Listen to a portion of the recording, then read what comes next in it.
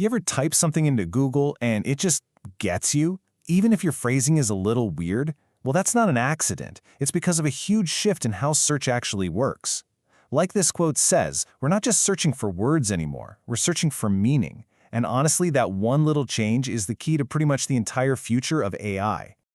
So to really get where we're headed, we have to look at what's broken with the old way. For years, search engines were basically giant digital dictionaries. They were amazing at matching the exact words you typed. But what happens if the idea you're looking for can be said in a dozen different ways?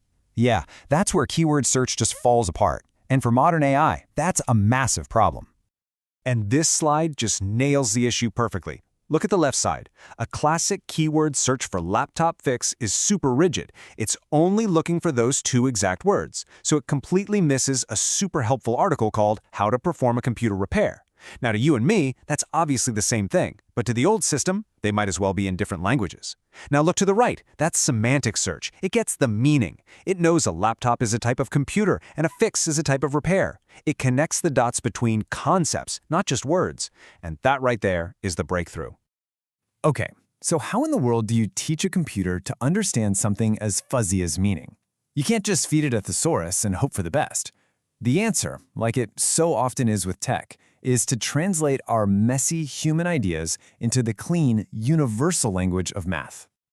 And this is the central puzzle, isn't it? How can a machine, which is all just ones and zeros, possibly grasp something as abstract as a vibe? I mean, it sounds kind of impossible, but the solution is actually incredibly elegant.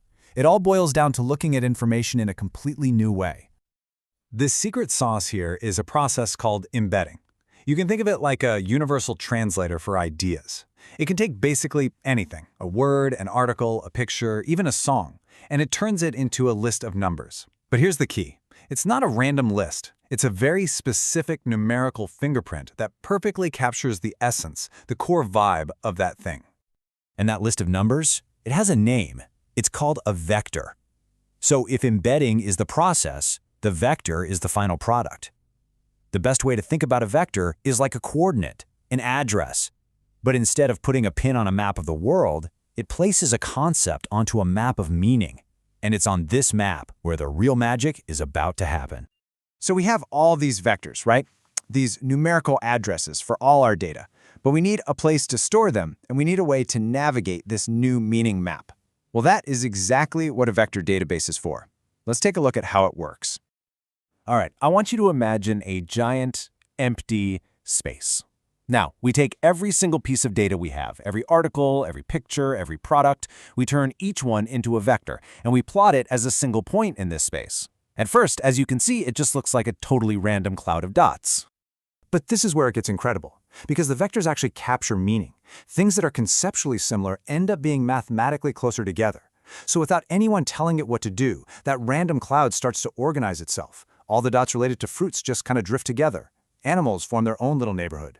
All of a sudden, you see these clusters of meaning just emerge out of the chaos. And this is how search works now. When you type in a search for, say, healthy apple snacks, your search query itself gets turned into a vector and plopped down onto the map. The vector database then does something super simple and lightning fast. It just finds the closest dots to your query. These nearest neighbors are your most relevant results. See? It's not matching words anymore, it's just measuring conceptual distance. Now, this isn't just some cool theory. This technology is already out there, and it's powering applications you probably use every single day. Let's look at a few real-world examples to see it in action. You know, there are a lot of different vector databases out there, and each one is kind of built for a different job. You've got powerful open-source libraries that are perfect for research. You've got huge managed services that are built to handle millions of users in big production apps. And you've got others that are designed to let developers just quickly build and test new ideas. The main thing is, they all do that same core job, storing these meaning vectors and finding the closest ones, fast. Okay, one of the most important jobs for a vector database right now is powering something called RAG. That stands for Retrieval-Augmented Generation. This is the secret to making large language models so much smarter and more factual. The process is pretty straightforward. A user asks a question. That question gets turned into a vector. And then the vector database instantly retrieves the most relevant documents or data chunks from its memory.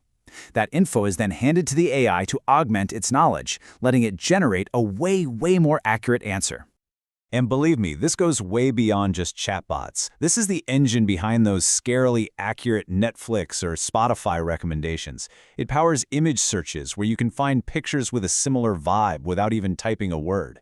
It's being used in fraud detection, in apps that let you chat with your own PDFs, speech matching. The list just goes on and on. So when you put all the pieces together, it becomes pretty obvious that vector databases are not just some niche tool for a few developers. No, they represent a really fundamental shift in how we find and interact with information itself. Look, if there is one thing you take away from this whole explainer, let it be this. Vector databases are the new long-term memory for AI.